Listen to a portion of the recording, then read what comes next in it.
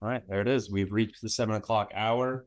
I'm sure there will be more joining us along the way, but we will get started for those of you who've taken the time to be here with us at the start of today's episode. So welcome back. Thanks for joining us one more time. Ryan and I are happy to have you. We actually have a lot of fun putting these together for you guys, so this is a good time for us. Welcome back to, I guess, really the first genuine installment of Financial Aid Atlas. We kind of talked about some of the concepts that we're going to be going over in this season's episodes. So today really kicks off that true programming, where last time we met, it was really just going over what we'd be going over for the rest of the season. So we're really excited to jump into this one. It's called Untangling Your Finances. We're going to take a deeper look at understanding cost of attendance and financial need. So without any further ado, I'm going to pass it over to Ryan so he can start jumping right into the episode today. As always, by the way, this is a recorded episode, so we will have these available online for you.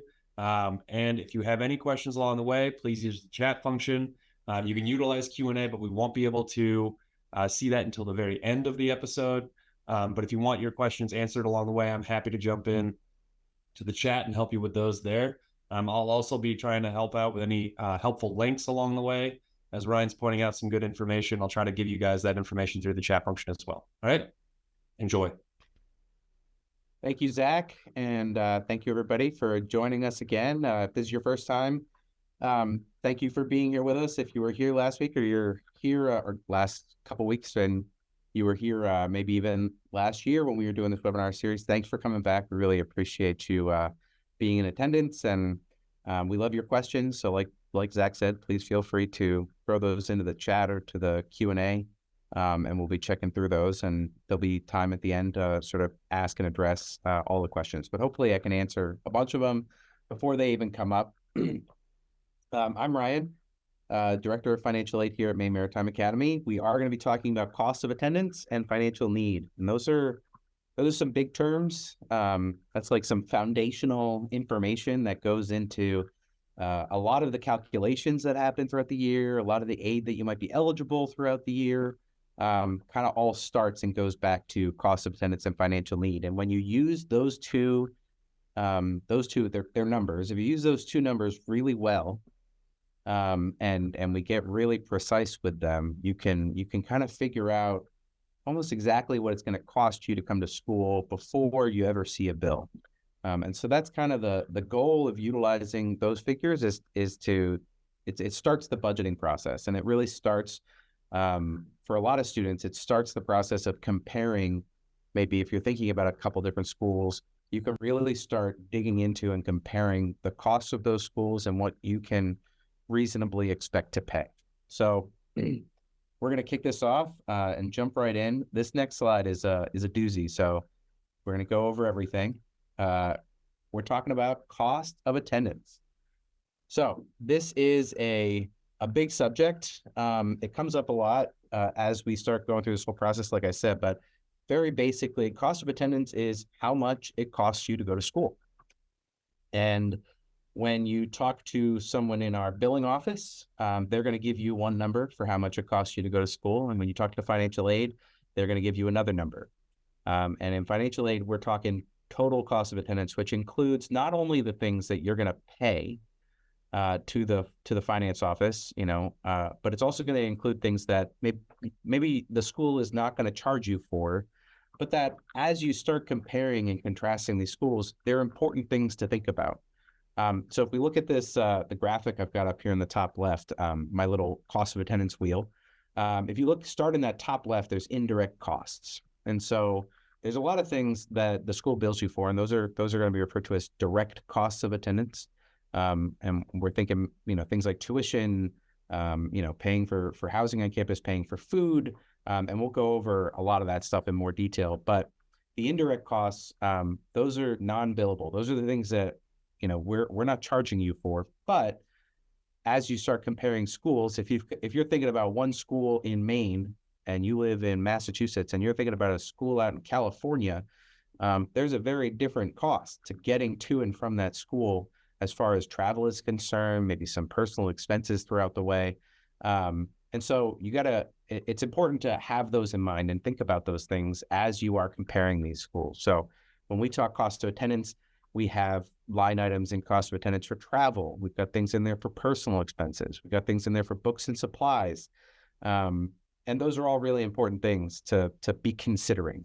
At the end of the day, what you pay is the direct cost. So that's how much it costs for your tuition for your program for a year. It's some of the administrative fees that the school charges.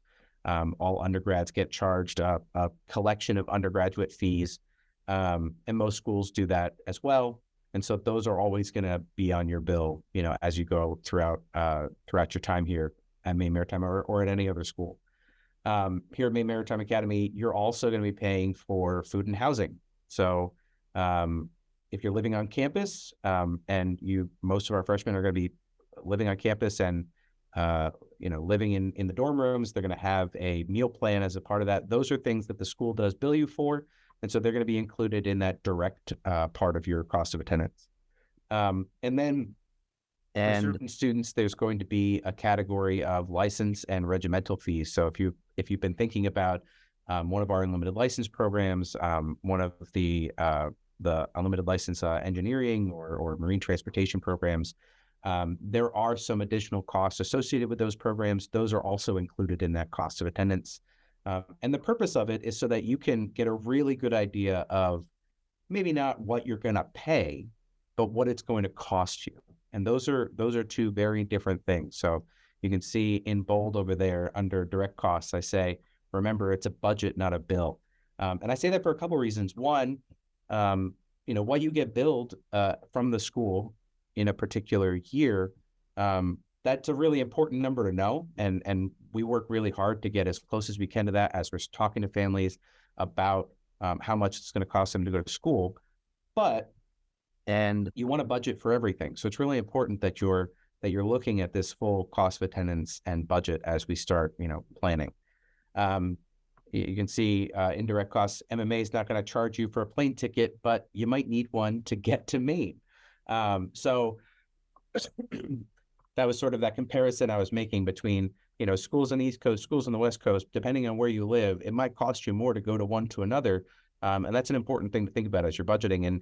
And when you're looking at what a school's going to charge you, you're not going to see some of those kind of hidden costs of your education.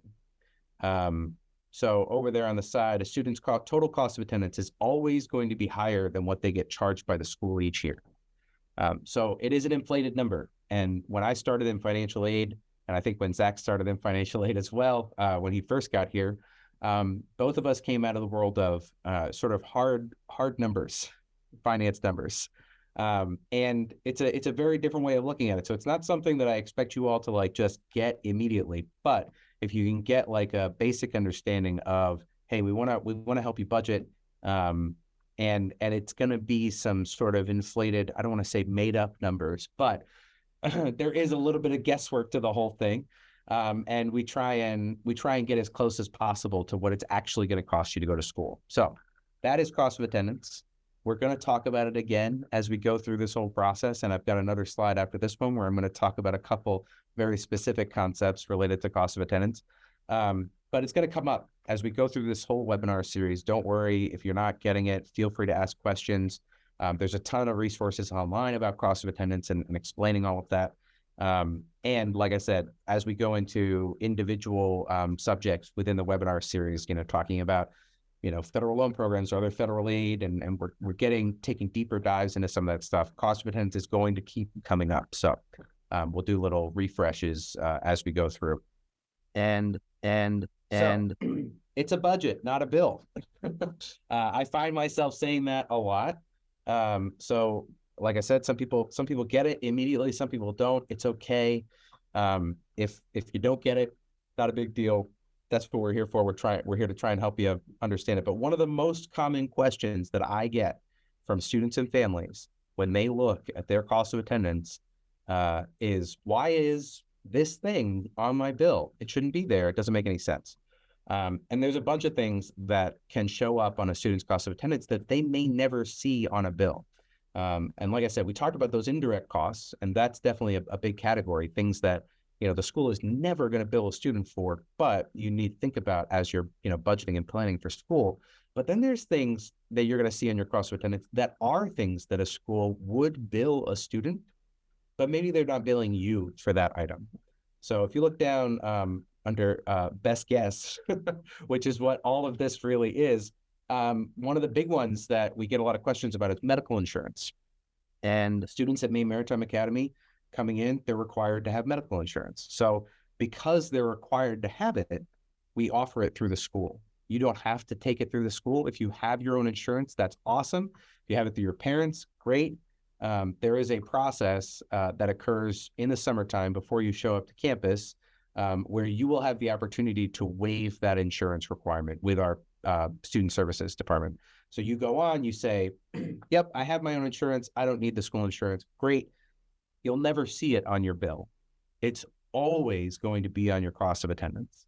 And the reason it's always going to be there is because your average student, like we have to have that line there as we are budgeting, as we're planning, even if you're not paying for it through the school.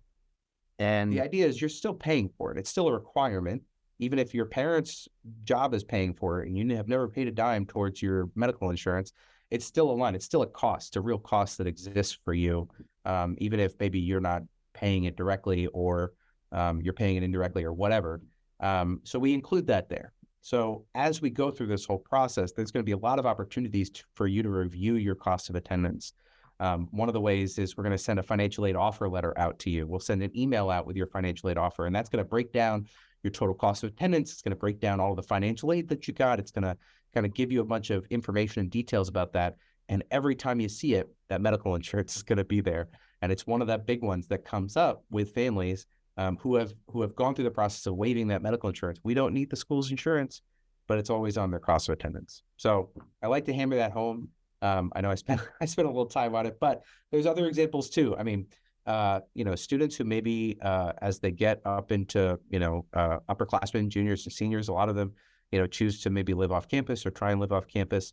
And those students, even though they're living off campus, their housing is still going to be listed on their cost of attendance, because even though you're living off campus and you may not be paying the school to live here, you still have to pay somebody, probably a landlord, to rent an apartment off campus. So we include it in your cost of attendance because it is a part of your budget. And as you're planning for your academic year, you want to be thinking about all of those different charges.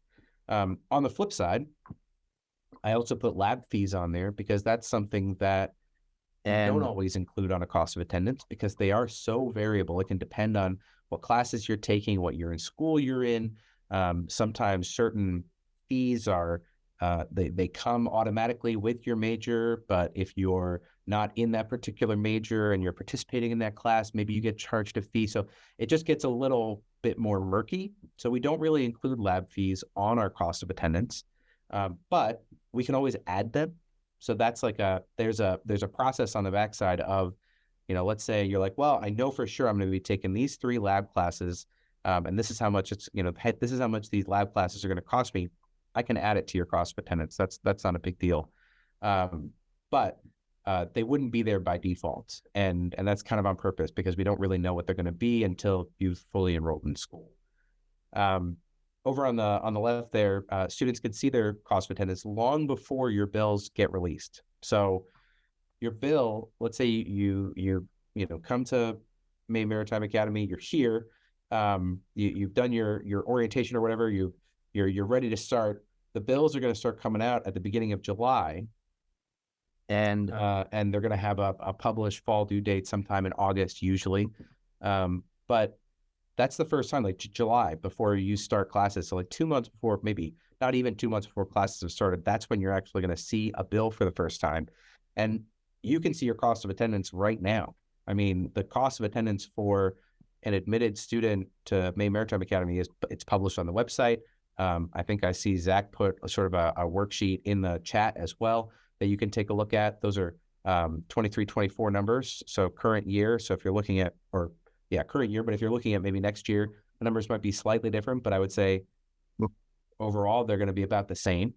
So you're going to be able to see that cost of attendance at any time. And we're not going to actually see a bill until, beginning of July for the first time. So it's really important to have this mindset of, hey, what I'm looking at is a budget. It's a really good tool. It's not necessarily what you're going to see on a bill. And I'm happy to schedule appointments to talk to people, individually, and and schedule time to sort of go over, like, this is the major that you're in, this is where you're from, this is what classes maybe you're thinking about taking, and we can go over all of that stuff and kind of drill down to a pretty reasonable and pretty realistic number on a case by case basis. But the cost of attendance is just a really good budgeting tool, and that's the point of it.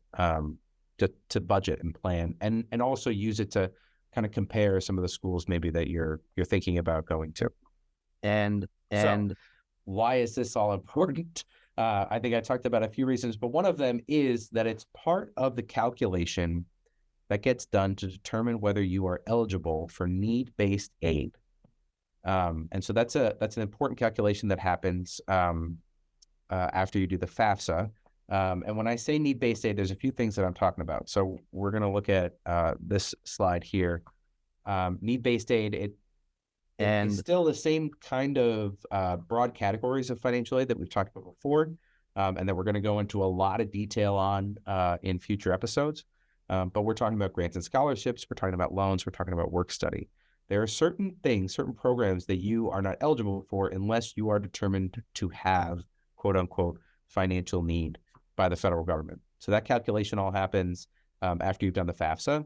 We talked about in the last webinar episode, and some of you may already know that the FAFSA is sort of delayed this year. It's usually open in October, not going to be open until December, knock on wood. That's what we're hoping for, but we don't have an official date yet.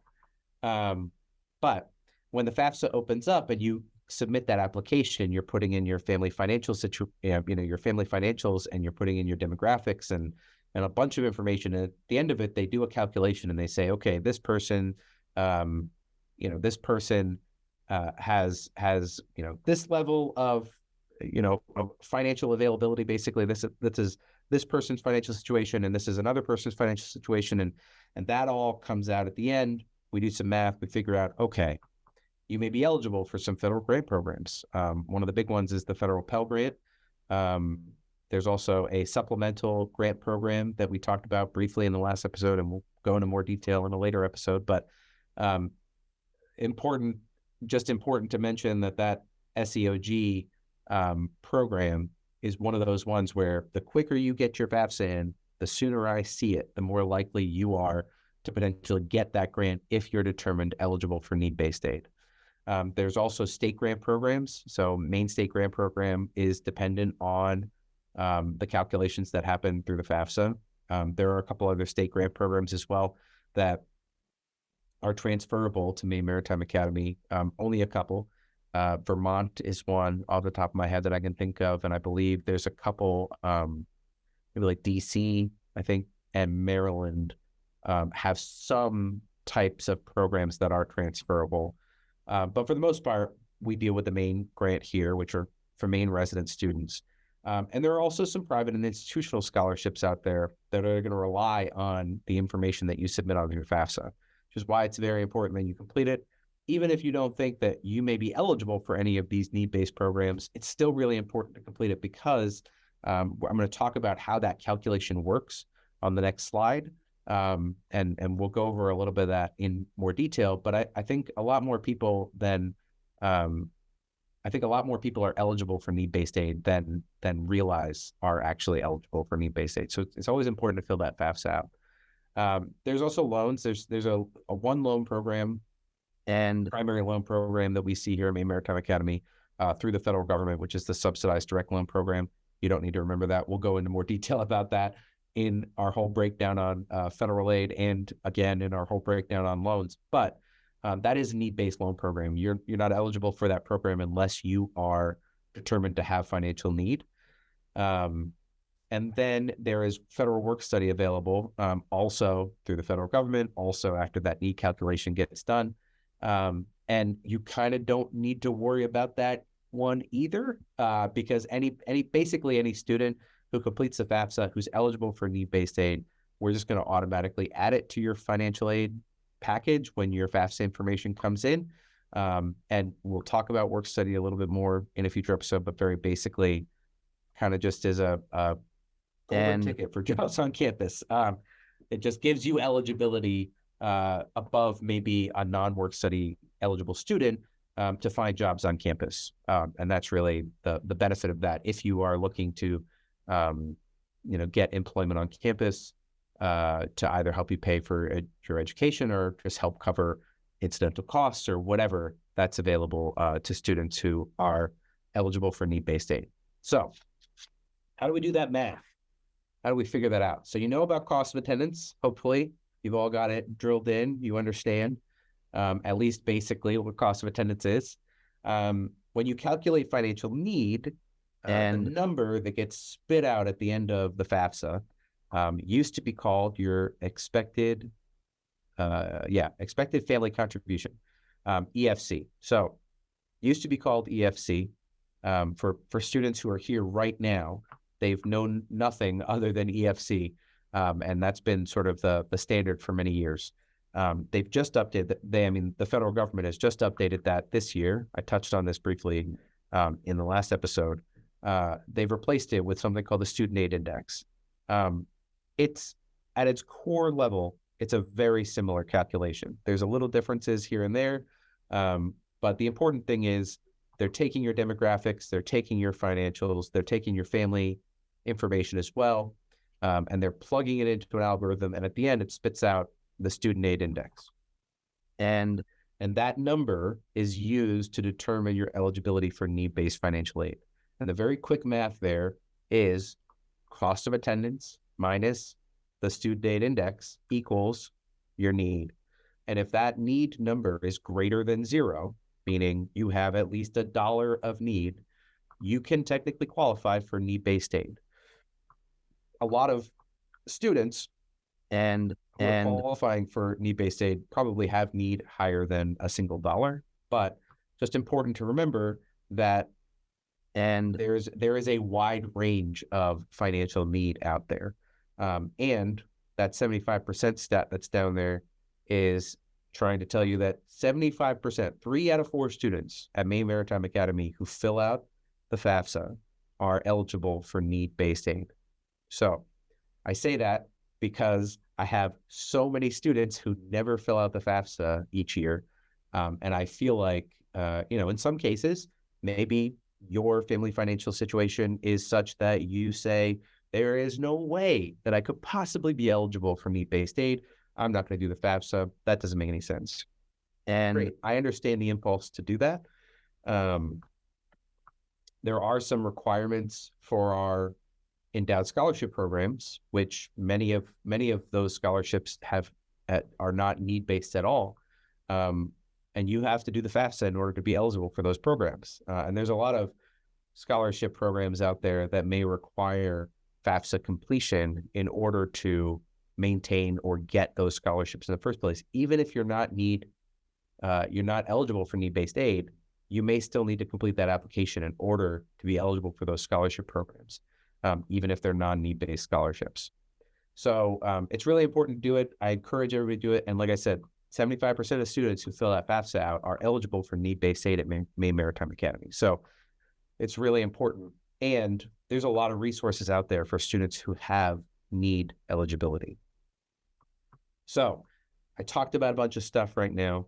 I want to make sure I point out that there are additional resources out there. There's tons of stuff online, all about cost of attendance. There's actually a ton of stuff out there now all about the Student Aid Index.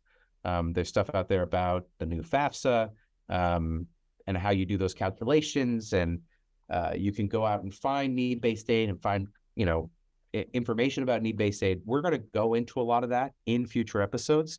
We're going to talk about institutional aid in our next episode, which is, financial aid coming from Maine Maritime Academy.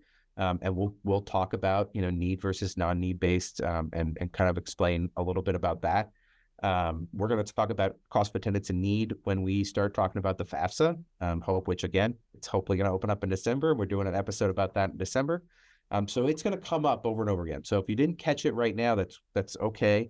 Like I said, you can send us questions and I'm happy to answer them live on the air this evening. I'm also happy to answer them via email, or you can, call me on the phone. I'm here most days, 8 to 4 here in the office. So you got my contact information there. Angela is in my department, Angela Wiley, Assistant Director of Financial Aid. And she's great. She's here 8 to 4, Monday through Friday, also available via email. Feel free to reach out. Zach in admissions used to work in the financial aid department. He's been out of the game for a little bit. We try not to push financial aid on him as much as we can, but he's still a great resource. So if you've got admissions questions and you happen to have a financial aid question too, he's a great resource. And then I also included our billing office as well. They're really great resources as we start getting closer to the start of the academic year for sort of, figuring out the difference between that cost of attendance and what the bill might actually look like. They're really great resources too. But like I said, there's a ton of information on the website, all about different types and sources of financial aid. And there's a ton of resources out there about cost of attendance and financial needs. So definitely, dig around on the internet, look for information, and reach out to us if you've got any questions. We ran pretty short, so I hope we're going to take a look and see if there are any questions out there. I see a couple questions came into the Q&A. And I want to make sure everybody has the opportunity to ask questions if they have them. So feel free to plug some questions into the Q&A if they popped up. I don't know if Zach wanted to jump in on anything before I tackle some of the Q&A that popped up. I will jump in real quick to just say, yeah, I'm a good resource. I can talk generally about programming, different scholarship opportunities that are available. Those are the things that are static pretty much year over year. I am not as savvy about the upcoming changes to the FAFSA as Ryan and Angela will be, though I am here learning alongside you all. So I do get to keep my beak wet a little bit as we go through this process. Ryan keeps me in check. And I will always verify before I give you specific information. But if you have questions about your specific financial situation or your student's specific financial situation, always go directly to Ryan or Angela to talk about that specifically.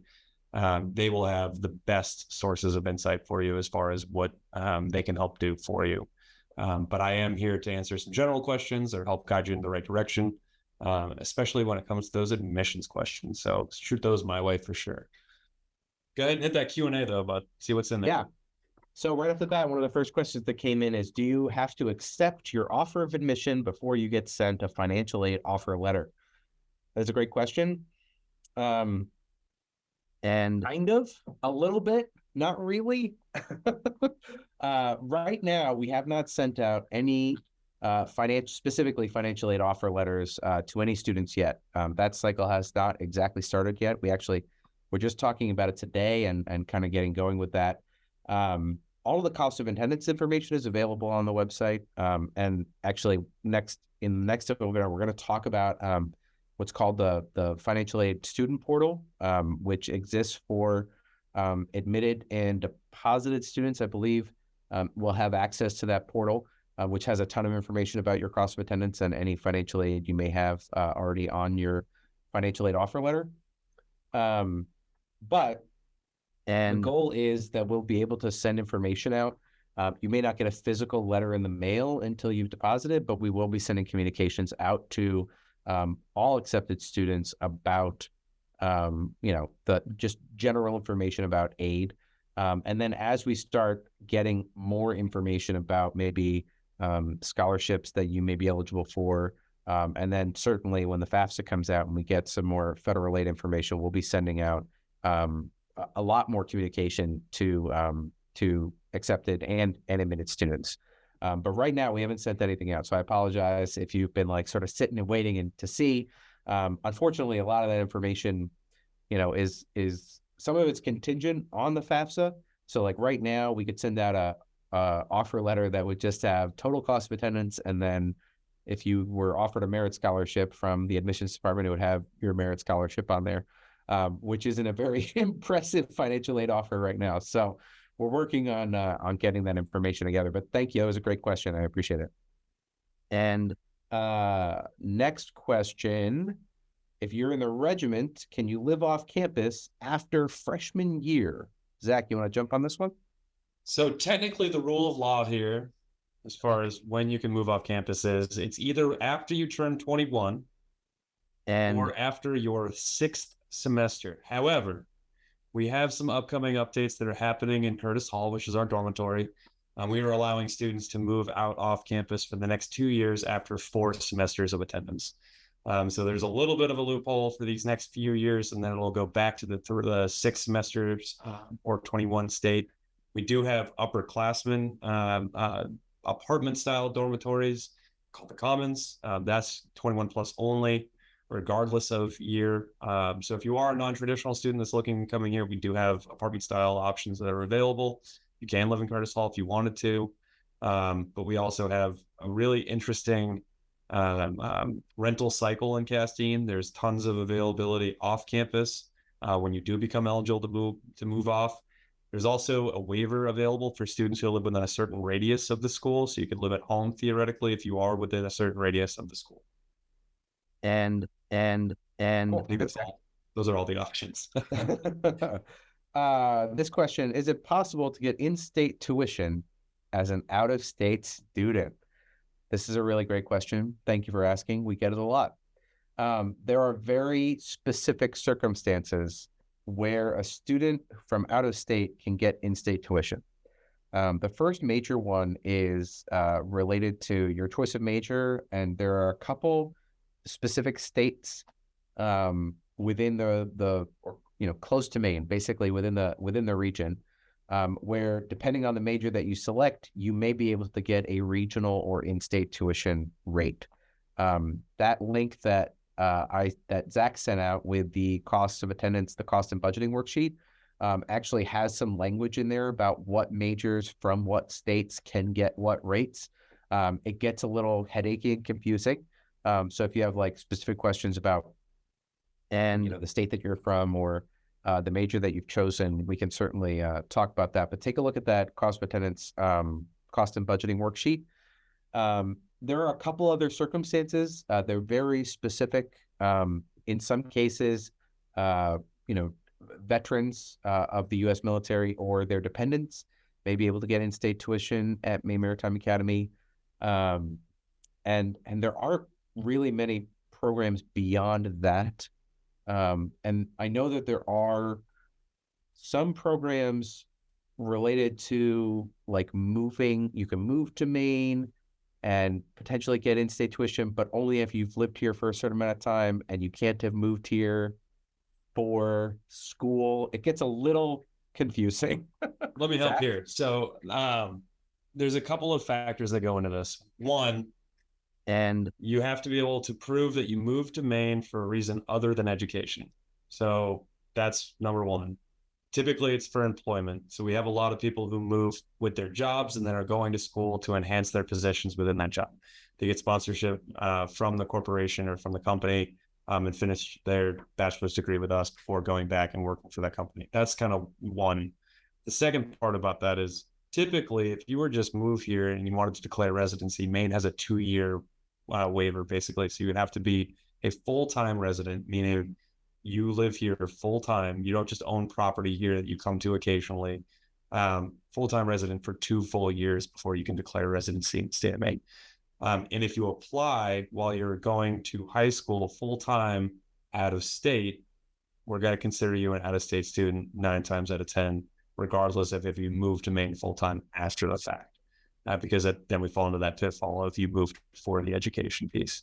So there's a little bit of residency. That's a state level thing that has little to do with us. But I am going to put a picture from that worksheet into the chat for everybody to look at. It is the rates selection piece that Ryan was talking about. So take a look at that as I put that into the chat box here in just a second. And all right, next question. What can I do now before the FAFSA opens up? We're going to talk a little bit later in one of the later episodes. We're going to talk about private scholarships and how to really hunt down and find a lot of those private scholarship opportunities out there. And I actually had the thought earlier today, like we probably should have done the private scholarship thing this episode and just left cost of attendance for maybe the next one. But I would say private scholarships. That's a really good thing that any of you that are thinking about attending school now or next year or 2 years from now, whenever, that is You're already in something to school. always, yeah, you're already here. You should be looking for private scholarships. There's constantly, and I touched on this briefly in the last episode, but there's constantly application windows opening and closing for private scholarships. There's tons of resources online. There's tons of stuff out there that's worth looking into. And I know that there's scholarship stuff for next year that opens up around now, November, December, January is when a lot of those scholarship applications start opening up because they need time to process all of the applications that they get before, awarding time, maybe in the summer, a lot of times, or in some cases in the spring, certainly with some of the high schools that I see students coming out of, if they're getting scholarships through their high school, those scholarship award ceremonies are happening like right around graduation time. So you got to think those applications are going to be open now or very soon. So be keeping your eyes open for a lot of those private scholarships out there in your local community, at your high school, maybe at your job, potentially your parents' job, whatever. And then Zach just threw a bunch of links into the chat as well for some great places to look for those private scholarships online. There's a ton of resources out there. We talked about them in the last episode. If you missed that one, you can go back and look at it. But those search engines for scholarships make it really easy to like drill down, find really specific ones, and then also kind of cast a wide net and see everything that's out there. But I would say if you're kind of like a little fidgety and you're sitting here and you're like, man, I just want to like figure out how much it's going to cost me. I want to know right now. You're not alone. A lot of people are sitting in the same boat as you are right now. And that's a really good thing that you could be using that energy towards is looking at private scholarships right now. I would say that's a really good use of time for sure. And is there a benefit to getting a certain score on the ACT or SAT scholarship wise? And I'm going to say no. And I think that, well, look, don't close the door on that. I would say it depends on the scholarship. Sure. There may be scholarships out there that are only for like perfect score SAT kids. We don't know that. At the institution, we can tell you right now, we are test optional for your application. So we're never going to utilize SAT or ACT scores for any sort of admissions or I believe aid programs, as long as Ryan wants to verify that. But I'm pretty sure we don't qualify here at MMA for that specifically.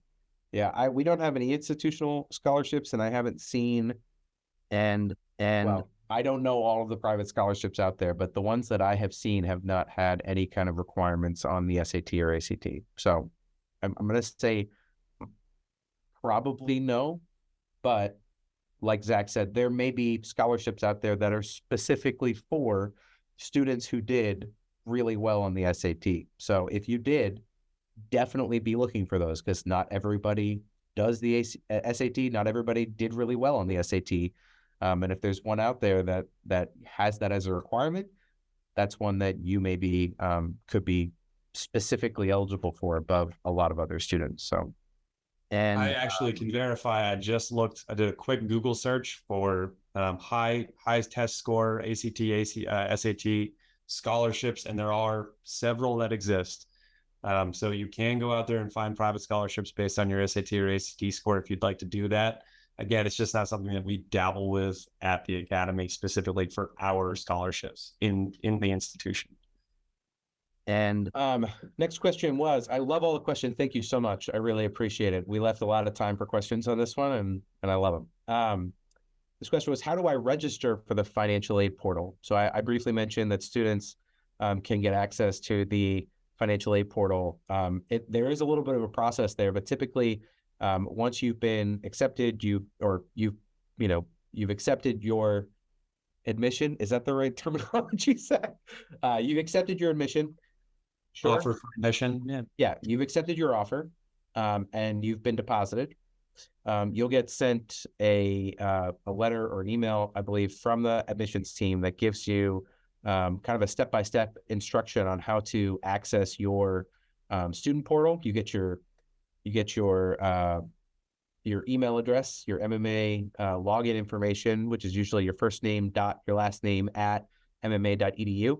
Once you have that and you can access the student portal, you can access the financial aid portal. So as long as you've got that username information all set up and ready to go, you can just go to myfinaid.mma.edu. You can also get there through the student portal, the MyMMA student portal, and you can access your financial aid portal that way. And great question. Thank you. And this one might be for Zach. Zach, our son has received a provisional acceptance. When do we get information on committing to deposited? Okay. So you can commit now and make your deposit, absolutely, as long as the provision is met by the time that the student enrolls in classes for the fall, you'll be fine. So one of the more typical, I'm not sure who the student is, so I'm not going to speak specifically about that student, but one of the specific, one of the more regular provisions that we put on is that students have to take a specific class, or they maintain a specific grade point average in specific classes to prove that they have the aptitude and drive to come into one of these academically challenging programs.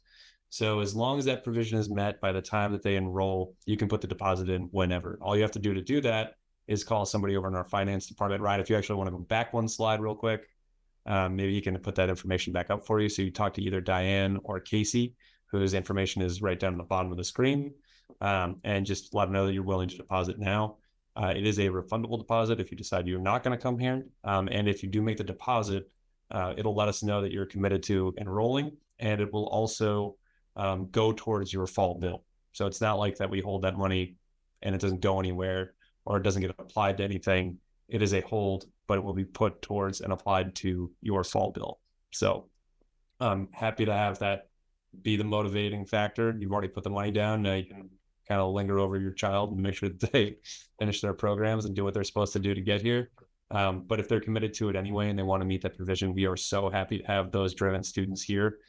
So I'm happy to hear that somebody out there is really excited and is willing to go the extra length to be here. So I implore you to deposit. I think that would be really cool. And if you have more questions about the specific provision for your student, go ahead and write me an email or give me a call tomorrow in the office. This next question, does MMA match your tuition for in-state? SUNY Maritime College emailed me saying they match their tuitions with outside Northeastern colleges' state schools. And I'm going to say no. I don't think we have any kind of tuition matching program. Like I said, there is some information in that worksheet about, potentially, depending on where you're from, some of the programs that may qualify for in-state tuition. But no, we don't have a specific tuition matching program that I'm aware of that I've ever seen utilized here. So SUNY does have a tuition match program, but it's only for 8 states specifically, and it's probably a regional thing, kind of like what we do. We will give. There's only in-state and out-of-state tuition rates for any of our license track programs. So marine transportation operations, marine engineering operations, marine engineering technology, marine systems engineering 5-year program. Sorry. Any of those 4 programs, we only offer 2 tuition rates. So if you would be in a region, we automatically give you the in-state rate. So there are a couple of exceptions to the rule, but generally speaking, we don't have the same program that SUNY does, where they match the public university flagships for like UVM, University of New Hampshire, University of Connecticut. Not sure which one in New Jersey, but they find all the state school programs and they match that for the 8 schools around the country that they're able to have that reciprocity agreement with. We just unfortunately don't have the same opportunity right now. And next question, if you get offered the merit-based Admiral Scholarship, would that qualify you for in-state tuition if you're an out-of-state student from the Midwest? The answer is no to that one. And I will say our merit-based scholarships are slightly weighted so that a student who is coming from out of state is getting more in a merit scholarship potentially at the same, GPA level. So somebody who's getting the Admiral Scholarship, if they're coming from out of state, they will be getting more money than someone from in-state or potentially, regional, depending on the major, you may be getting more money because you are from out of state, and it does cost you more to be here. But no, you wouldn't specifically be qualifying for in-state tuition with that merit scholarship. And great question. So this one, did you say that out-of-state vet dependents may qualify for in-state tuition? I did say that. It gets a little, I don't specifically handle the veteran benefit programs. Our billing office, we have someone in our billing office, actually Casey, whose name is listed on there. She's a really great resource for a lot of that stuff. So if you have questions about, how those dependent or veteran programs work, she's like primary contact on campus for certifying those veteran benefit programs. But very basically, and we will offer, in most cases, we will offer in-state tuition to a student who is receiving or is eligible for transferred veteran benefits. So, for example, mom or dad is a vet and has, the GI Bill. So they've got benefits from the VA that allow them to go to school. And they decide they want to transfer those benefits. There's a process where you can transfer benefits to a dependent student. That student who is receiving transferred benefits, in most cases, is going to be considered in-state. They'll be considered out of state, but they will get the in-state rate with our finance office. There is a process for doing that. I don't have all the details because veteran benefits typically tend to bypass financial aid on purpose so that we're not mixing anything up. We're not accounting for your veteran benefits as we start, saying whether or not you're eligible for certain aid programs.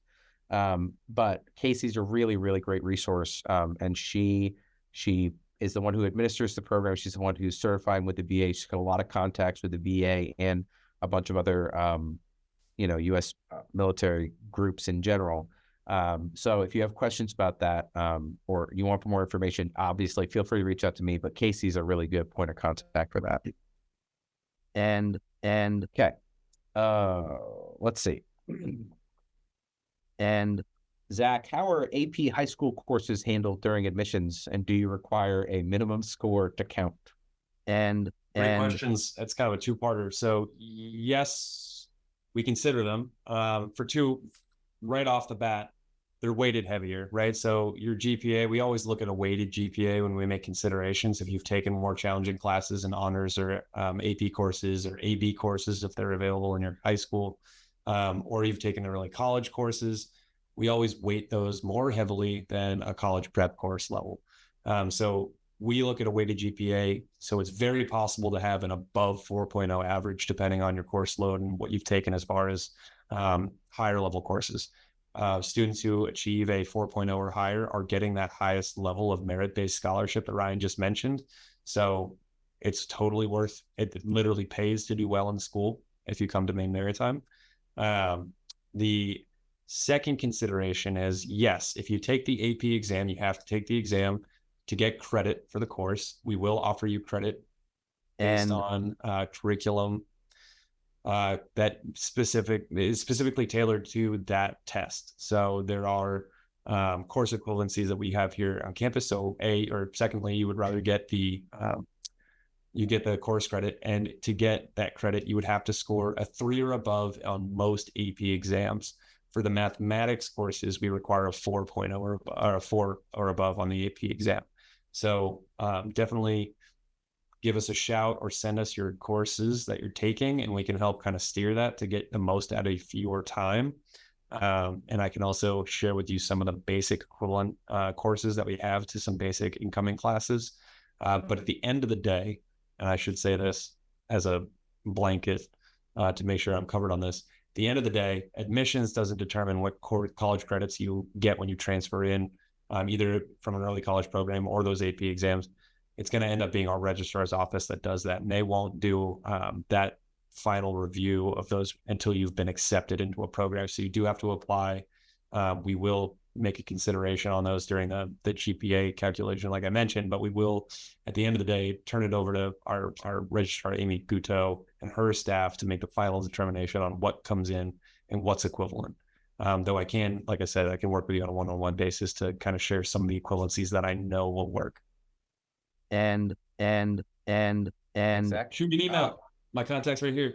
Yeah. You can see it right now. Another question about, do we have a Corps of Cadets for MTO majors, marine transportation majors, like Texas A&M does? Texas A&M requires students to live in a dorm for all 4 years, and they have a stricter schedule, including marches and stuff.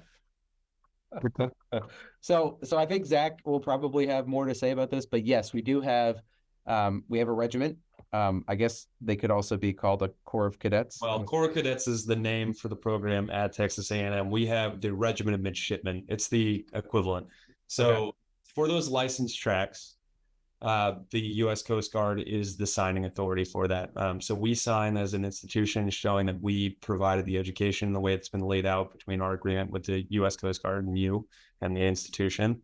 But the Coast Guard sets up a lot of the requirements therein. So one of the requirements for the Coast Guard program is that you are in a regimental demerit-based program. So the students who are here in those 4 licensed tracks that I mentioned earlier, marine transportation operations, marine engineering operations, marine engineering technology, marine systems engineering 5-year, I'll say that 6 times tonight. Those students are required to be part of the regiment of midshipmen. So if you are not in one of those 4 majors, you have the option of joining our regiment of midshipmen, but you're not required. And there are additional duties that go into that as well. But my favorite thing about the regiment of midshipmen here at campus is that it's student driven. So there's a regimental wedge, which is the command structure in the senior year. So first class cadets get the opportunity to determine what happens to every year behind them.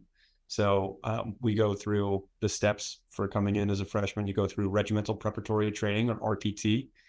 That's kind of your indoctrination period. You're learning the steps to work within that regimental system during that first 7 days that you're here on campus. And the strikers, or our training officers, are sophomores, the kids who have just gone through it the year previously. So they're kind of passing along what they know and showing the new students how to do that. But what happens during that RPT time is determined by that senior class. And so there's different privileges that are available based on the year that you are in school. So you start as a 4th class cadet and you work your way up to being a 1st class cadet as a senior. So there's that piece of it. And as you climb up that structure, you get more things available to you. If you take on leadership roles like being a striker, like I just mentioned, you get next year privileges. So there's a lot that goes into it. What was the other part of the question? We do have something like that. It is required. So I think that was it. Okay. Are the regimental students required to live on campus all 4 years? And no, right? No, but for, like I said, for the first 6 semesters anyway, they are required to be here on campus unless they turn 21 previous to that and they get permission from the regiment to move off campus. Though I will say it's going to be greatly beneficial to any student to actually live on campus for as long as possible. There's a ton of science out there, studies that have been performed showing that students who live on campus perform higher academically, they make better connections on campus, they're more involved in the events that go on. So I think living on campus is pretty great. But I also get that if you are 22 years old and you don't want to live in a dorm with a bunch of 17-year-olds, I get that too. So you do have an option at some point. And we just have a few more questions in the chat right now. If you've got last minute questions, we're getting close to that 8 o'clock cutoff time, so feel free to reach out. This next one, is there a chance of being offered more scholarships by the financial aid department alongside the initial scholarship offer a person has received? And the answer is 100% yes. There's a process. So when you get your offer of admission from the admissions office, they're going to send you, they're going to send you your admission packet. They're going to say, hey, here's the merit scholarship that you may have gotten. And you'll see that information in there, and that'll be included in your cost of attendance. And if you've already deposited and you have access to that financial aid portal, you should be able to see that scholarship available right now. Like, it's already on your financial aid offer, on your financial aid portal. It should already be there. But as we go through this process of financial aid between now and, really, the end of July, as we start getting close to, the fall, next fall, there's going to be a lot of opportunities to be looking at what aid might be available through the financial aid office. And the first big step is completing the endowed scholarship application, which I talked about in the previous episode. And we're going to go into more detail about it in the next episode. But completing that endowed scholarship application and completing the FAFSA, those are the two things that unlock more scholarships here at Maine Maritime Academy. So in order to even be considered for any additional scholarships, you have to complete those two steps. And then once you do, I can't 100% guarantee that you'll definitely get something, but most students who completed those two steps got more than the merit scholarships that were offered by our admissions office.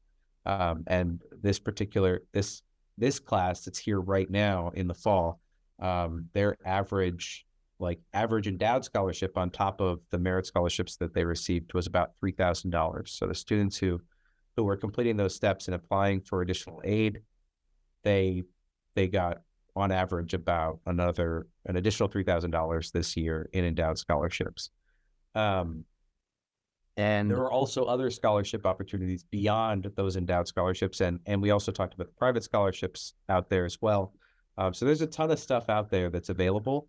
And one of the best ways to really unlock some of that stuff is to talk to me, talk to the financial aid office, and complete those steps. The endowed scholarship application, Zach just put it in the chat, but it's on the website. We're going to be creating a new one for 24-25, but if you fill out the 23-24 one and email it to me, I'm going to put that one on file too. So it's okay. If it says the wrong years at the top right now, we'll have a new one going out soon. But feel free to fill it out now and email it to me, and I'll put it on file. And when we start processing those endowed scholarships, which won't happen until after the FAFSA is available, then you'll be able to see a lot more information in your financial aid offer. But great question. And yes, please apply for scholarships. Please do it. And all right, a couple of these questions, a couple last minute questions that are on here, not specifically financial aid related. So we'll tackle them, but I just wanted to say, if you wanted to hop off, feel free to stick with us and hang out, but if you wanted to hop off, this will be recorded. So feel free. Thank you so much, everybody, for being here. We really appreciate it. I'm going to jump on these last two questions. One of them, I think, might be a question for Zach, and one of them is for me, or both of us, either way. But yeah, thank you so much for being here. I really appreciate it. And this next one, what states are in region and for in-state tuition? What states are in the region for in-state tuition? So I know Zach put in the chat one for a second. I know. Sorry, no, I get it. I get the question. The question is, there's some of our unlimited license majors, if they're in region, they get the in-state tuition rate. Zach put in the chat, he put that and cost and budget worksheet that breaks all of that information down. Very, very, it's tiny little font on that page, but it is there. It breaks it down pretty well. But very basically, I think if you are going into one of the unlimited license pages, and this might be the student that was asking about MTO. So let's just say, for argument's sake, MTO, the marine transportation. If you're going into marine transportation, which is an unlimited license program, and you are from Connecticut, New Hampshire, and Vermont, and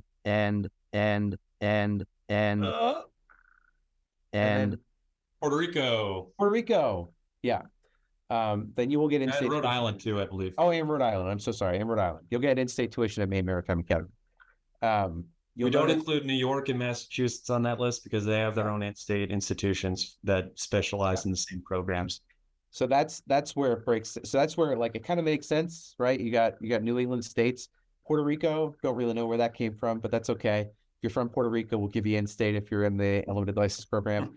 Kind of breaks down a little bit more when you start looking at Massachusetts and New York, which are in the region technically, but because New York and Massachusetts have their own maritime schools, we do not directly compete on that in-state rate with those two schools. And that's just kind of the way we've always done things here. So, that's why we don't do it. The specific question in this case was about Maryland for the question that came through, and Maryland does not qualify for in-region or in-state tuition, regardless of what major you're looking at. They are out of region, and I don't believe there's any programs other than some of the VA dependent stuff that maybe could get a student from Maryland in-state tuition. I don't think there are many avenues for a student who is a resident of the state of Maryland for getting in-state tuition here at Maine Maritime Academy.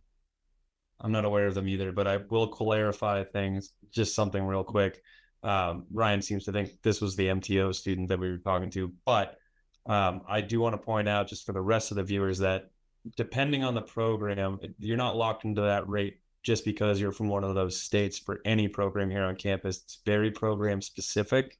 For example, if I were going into our marine biology and I was from Connecticut, it's the only state where I can actually get the regional rate for our marine biology program.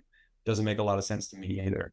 But it's an agreement that we have under the New England Regional Student Program. So it is what it is. But all that information is in that little snapshot that I sent. The second photo that I sent today is that blown up section from the cost of attendance worksheet. So you can look on that worksheet and look at your program and find out what tuition rate you would technically fall under from what states and in what programs. And then so again, thank you so much for being here. There's one more question. I'm going to throw this at Zach because I don't actually know the answer, and I'm hoping he does, but I'm just going to say he might not know the answer either. So this is also a very specific question unrelated to financial aid. So when is the new training vessel expected to arrive at Maine Maritime Academy, Zach? Oh, I actually do know the answer to this. So the slated date right now is October of 20. And so it would be here for students who arrive next fall. No, I do expect some delays in that process just because of the way construction manages. But also, we're third in line for the schools that are receiving these new ships. So Empire State was delivered to SUNY already. They have their brand new ship, which is great. Happy to have them have it. One of the great things about them taking it first, though, is that that's the first ship built of this type. So there's going to be some growing pains as they go and build more and more of these. Mass Maritime will receive their second, and then we get ours after them. The great position that we're in, we get to test out both of those ships while they're in trial before we get ours. So our captain, crew, and engineers get to go on board that ship and kind of tinker and figure out what works really well and what doesn't work quite so well. So when they go to build the next ship, they're going to build on that feedback. And then by the time they get ours, they'll have two full ships in front of it, full of feedback to make that ship even better when it arrives for us. So if you are applying as a student right now, your freshman year cruise would be aboard that brand new ship. $365 million ship. Taxpayers, thank you very much for that. We really appreciate it. Our students are going to benefit greatly from it. And we are committed to making sure that every student who comes to Maine Maritime has some sort of educational benefit of that brand new vessel. So we are really excited to have it here. And if you're a student looking to come to Maine Maritime, you should be really excited about it too. All right, thank you, Zach. I just want to point out real quick, next webinar is on November 29th, also on a Wednesday, so it's kind of same time, same day, but on the 29th, we'll be talking about institutional aid, so looking at some of the programs that are coming straight out of the financial aid office here in the school, and then going into a little bit more detail about the MyFinAid student portal. That's that financial aid portal that we talked about. That many of the students who have already, accepted and have deposited are going to have access to that system right now. So thank you very much for joining us this evening. Thanks for hanging out with us. If you have questions, feel free to reach out to us. We're going to end the webinar soon, but we'll have some information available. I think we'll send out some of the links. We did that last time. Some of the links will get sent out to the attendees to give them that information, have it on file for you. And And yeah, just thank you for joining us and being a part of it. And we'll see you in a couple weeks. Zach? And I really appreciate everybody's attendance. Shoot us emails if you have more questions. Ryan and I are very responsive. And thank you guys again for attending.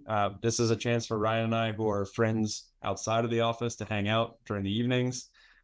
So we love doing these things. We love hearing your questions. We love being able to address them in this format. We think it's beneficial for a lot more than just the people who ask the questions. So remember, if you're asking one of those questions, I promise you're not the only person who's thought of it. And it's great that we get to share that in this space. And we love doing this with you. So keep attending. We'll keep doing them. Keep asking questions. We'll keep answering them. But thank you so much. We'll see you in 3 weeks. And thank you. Have a great night.